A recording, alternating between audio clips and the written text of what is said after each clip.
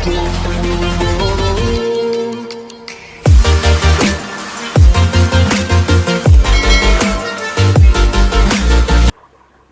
Everyone, say welcome back to Vijay sauce academy. तो guys आज के इस वीडियो में हम देखेंगे अपने ओसीएम के चैप्टर नंबर 4 का पार्ट 3। तो पार्ट 2 तक हम लोगों ने लास्ट लेक्चर में कर लिया था, जिसके अंदर हम लोगों ने अलग अलग टाइप के सर्विस को देखा था, जिसके अंदर हम लोग ने बैंकिंग का टाइप्स देखा था, सिडबी क्या होता है, नाबार्ड क्या होता है, उन सब चीज़ों के बारे में हमने देखा था।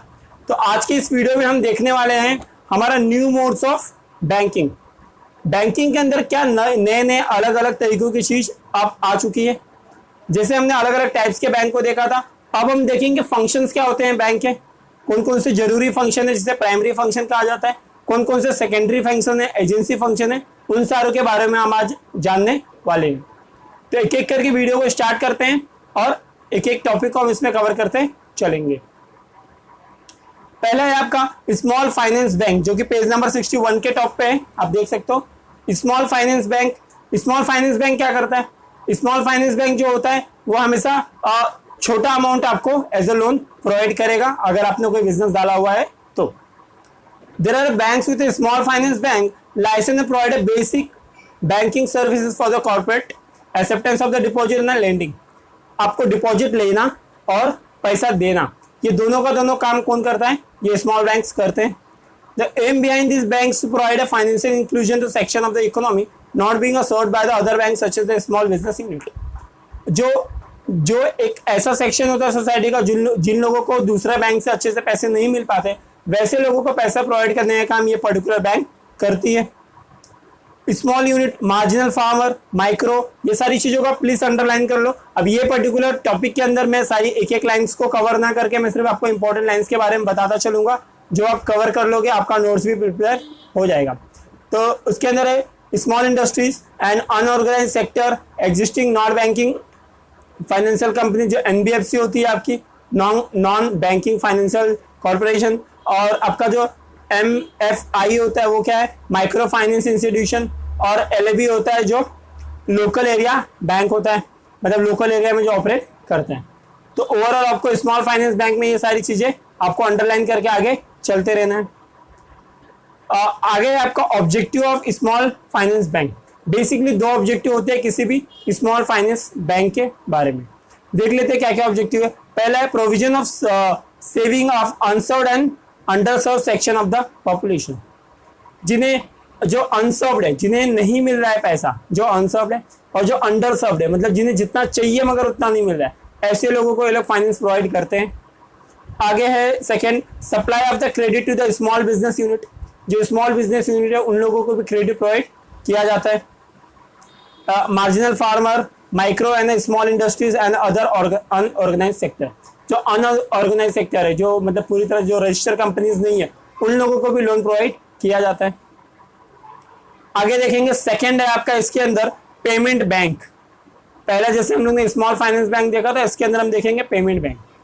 पेमेंट बैंक कैसा होगा? जैसे आपने एयरटेल पेमेंट बैंक, ये सारी चीज़ आपने सुना होगा, जो इंडिया पोस्ट पेमेंट बैंक है, एयरटेल पेमेंट बैंक है, पेटीएम पेमेंट बैंक है, ये सब अलग अलग एग्जांपल्स है पेमेंट बैंक के।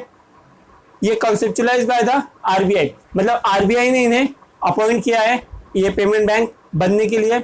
इनका मेन एम क्या है? Main aim is to offer a financial services to the small business. छोटे छोटे बिजनेस को फाइनेंस क्या कर सके, ये लोग दे सके, ये इनका मेन एम होता है। लो इनकम पीपल को भी ये लोग पैसे देते हैं।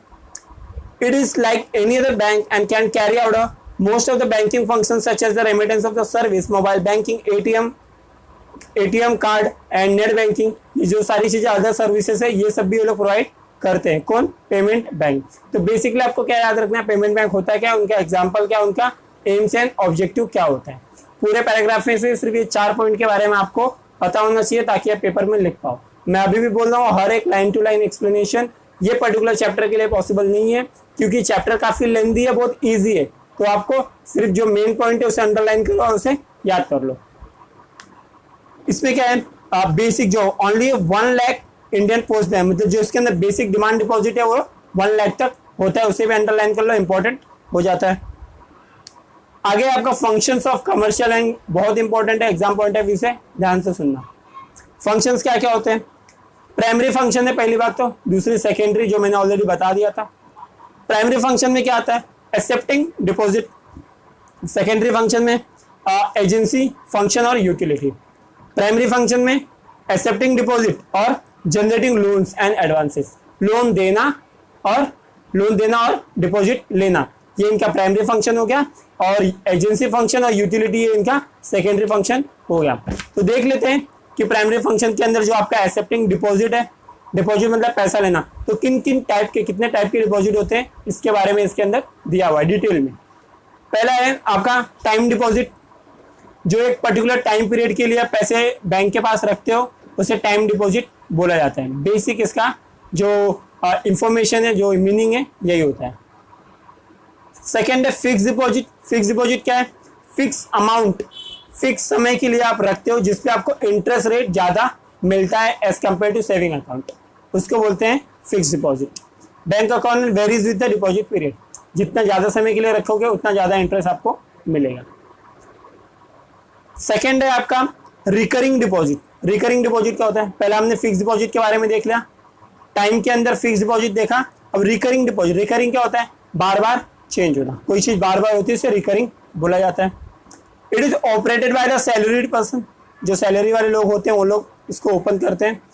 Businessman having a regular income, जो रेगुलर इनकम वाले लोग हैं वैसे लोग ये रिकरिंग डिपॉजिट वाली चीजें ओपन करते हैं, क्योंकि उन्हें बार बार पैसों को डिपॉजिट करना होता है। A certain fixed sum of money is deposited into account every month, her month कुछ ना कुछ पैसे जमा करने बाद। विड्रॉवल क्या होता है इसका? Withdrawal of the accumulated amount along with interest paid after the maturity date. एक पर्टिकुलर मैच्योरिटी डेट होने के बाद आपका पैसा आपके इंटरेस्ट के साथ आपको रिटर्न मिल जाता है। रेट ऑफ इंटरेस्ट क्या होता है इसमें?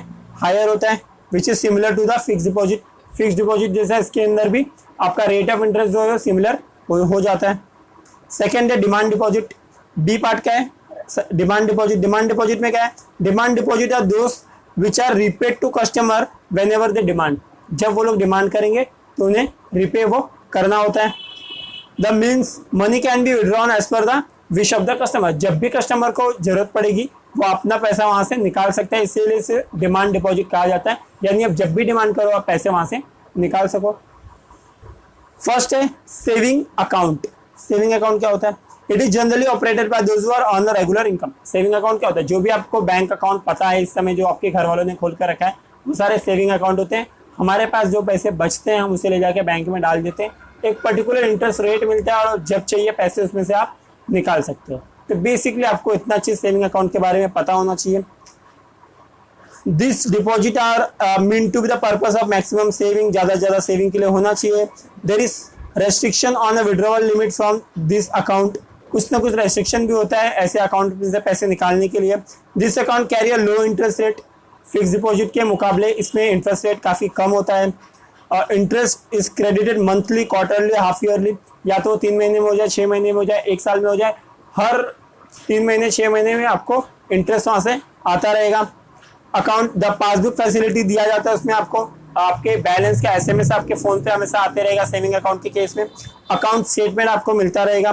Facilities are provided to the account holder to ascend the financial position. Financial position देखने के लिए वो सारी चीजें इशू होता है। तो बेसिकली सेविंग अकाउंट जो आप देखते हो अपने घर में आजू बाजू में वही चीज सेविंग अकाउंट होता है। आगे आपका current account. Current account generally open by the businessman. Businessman लोग करंट अकाउंट को ओपन करते हैं। This account is operated by the business firm and commercial organisation such as hospital, educational. एक बड़ा कंपनी अपना करंट अकाउंट खोलता है। Current account में क्या होता है ना कि आप जो ट्रांजेक्शन करते हो आप कभी भी कर सकते हो, मतलब एनी टाइम ट्रांजेक्शन पॉसिबल होता है। और इसके वजह से बिजनेसमैन लोग खोलते हैं क्योंकि उन लोगों को पैसे की जरूरत हमेशा पड़ते रहती है। Education institution who have regular banking transaction, जैसे मैंने आपको ऑलरेडी बता दिया है। In this account there is no restriction on deposit. Deposit पे भी कोई रेस्ट्रिक्शन नहीं है, विड्रॉल पे भी कोई रेस्ट्रिक्शन नहीं है, जब चाहे डालो जब चाहे निकालो। करंट अकाउंट में ये फैसिलिटी आपको मिलती है। डी आपका जनरेटिंग लोन। तो जितना हम लोग ने डिपॉजिट के बारे में देख लिया, कितने पैसे हमारे पास आ रहे थे। अब हम बात करेंगे कि लोन जो बैंक पैसा देती है, बैंक पैसा देती है कैसे कैसे। पहला लोन में है शॉर्ट टर्म लोन, जो कम समय के लिए दिया जाए, जैसे अप टू 1 ईयर, 1 साल के लिए कोई लोन अगर बैंक आपको देती है तो शॉर्ट टर्म लोन बोला जाता है। और more than 1 year for the period of 1 year, हो जाएगा 1 से लेके 5, 1 से लेके 5 है तो क्या हो जाएगा, मीडियम लोन हो जाएगा, और मोर देन 5 है तो वो लॉन्ग टर्म लोन हो जाता है। एडवांसेस क्या होता है, advances small term fund provided by the businessman to satisfy different financial requirement of a business. अलग अलग फाइनेंशियल रिक्वायरमेंट होते हैं बिजनेस के, वो सारी चीज़ों को पूरा करने के लिए जब बैंक पैसा दे तो उसे एडवांसेस बोला जाता है। आगे कैश क्रेडिट, जो बिजनेसमैन को वर्किंग कैपिटल की जरूरत पड़ती है, बार बार कोई ना कोई चीज़ खरीदना बेचना है उसे, तो उस चीज़ के लिए उसे पैसा लगता है, तो वैसे केसेस में बैंक उसे हमेशा हमेशा पैसे प्रोवाइड करेगी, उसे कैश क्रेडिट बोला जाता है। कुछ समय के बाद वो पैसे वापस बैंक ले लेगी। इंटरेस्ट रेट क्या होता है इसमें, काफ़ी हाई होता है क्योंकि एनी टाइम आपको पैसे मिल रहे हैं। बी है आपका ओवरड्राफ्ट फैसिलिटी, बहुत इंपॉर्टेंट है। ओवरड्राफ्ट फैसिलिटी जनरली बिजनेसमैन लोग को मिलता है। Overdraft facility current account holder को मिलता है जो कि बिजनेसमैन ओपन करता है।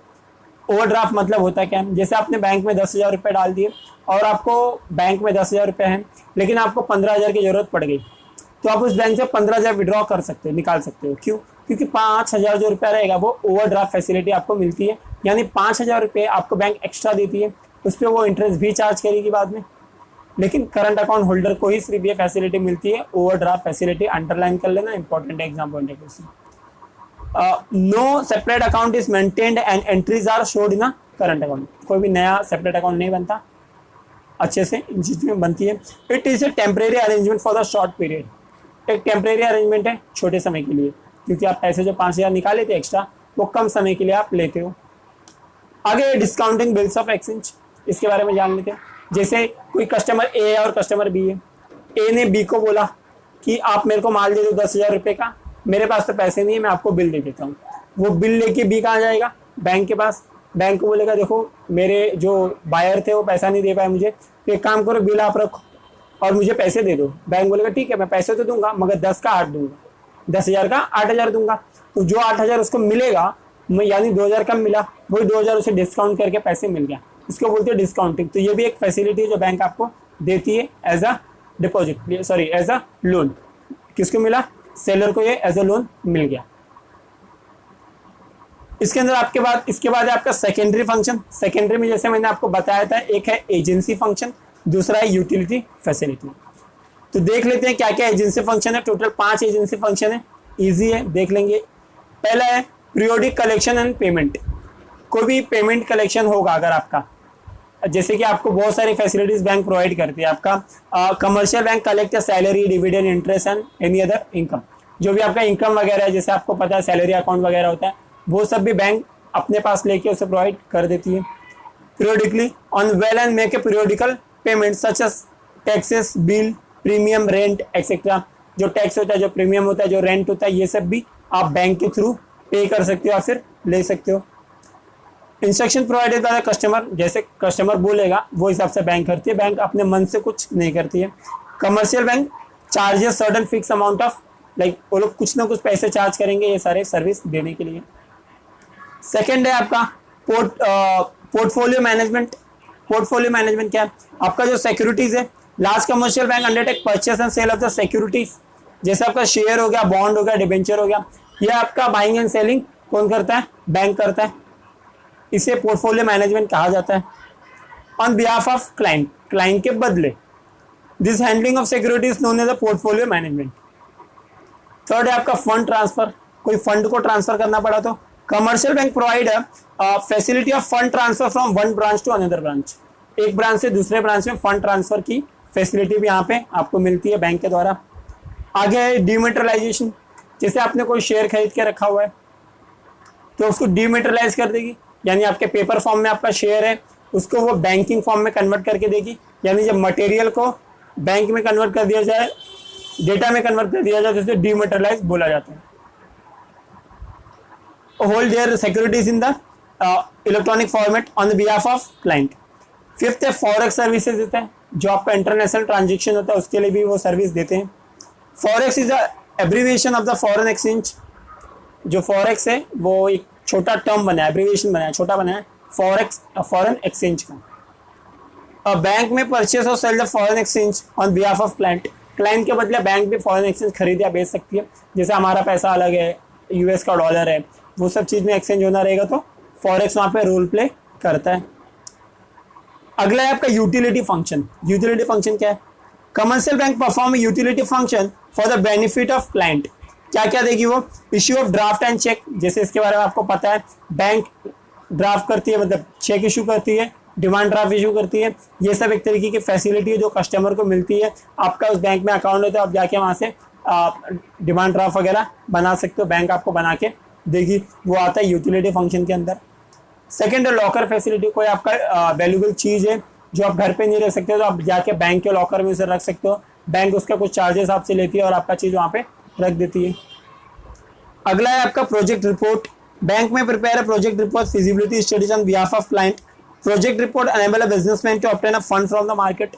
एक तुम्हारे प्रोजेक्ट का रिपोर्ट भी बना के रेडी करती है बैंक, वो भी आपको देती है, ये भी एक फैसिलिटी है जिससे आप फाइनेंशियल स्टेटस को जान पाओ और मार्केट से आप फाइनेंस उठा पाओ। आगे है आपका gift cheque. A bank issue a gift check and a gold coins to the account holder as well as the non-account holder. Gift check coin can be used by a client for purpose of gifting or occasion like a wedding or wedding. Like वो क्या करती है, gift check बनाती है। Like आपको किसी को gift वगैरह देना है तो उस हेल्प से आप क्या कर सकते हो, गिफ्ट वगैरह दे सकते हो। Under writing services. Under writing मतलब दूसरे कंपनी के सिक्योरिटीज को बाय कर लेगी बैंक, उसके बदले में कंपनी को पैसा देगी। कंपनी जैसे मैंने आपको एसपी में पढ़ाया था कि कंपनी को अलग अलग सोर्स ऑफ फंड लगते हैं कंपनी चलाने के लिए, तो उसी तरह से बैंक एज अंडर राइटर भी काम करती है। If shares are not fully subscribe, किसी का शेयर फुल्ली सब्सक्राइब नहीं है तो बैंक उसको खरीद के अंडर राइटर बन जाती है। 6 है gold related services. Nowadays, many banks provide a gold services to the customer. Bank commercially buying and selling the gold and ornament for the customer on the large scale. आजकल हम लोग पहले सुने कि सोनार के पास जाके हम सोना चांदी खरीदते थे, मगर अब बैंक भी ये सारी फैसिलिटी देती है। अब बैंक में भी जाके सोने को खरीद या बेच सकते हो आराम से, ये सारी फैसिलिटी वो प्रोवाइड करते हैं। तो ये आपका था टोटल यूटिलिटी फंक्शन। तो हमने प्राइमरी फंक्शन और सेकेंडरी फंक्शन तक कर लिया। अगले चैप्टर में हम अगले वीडियो में हम 4.5.4 करेंगे। तो अभी के इस वीडियो में बस इतना ही। तो प्लीज चैनल को सब्सक्राइब कर लेना, वीडियो को ज़्यादा से ज़्यादा शेयर करना। मिलते हैं अगले वीडियो में, तब तक के लिए bye bye, take care, be safe, be at home.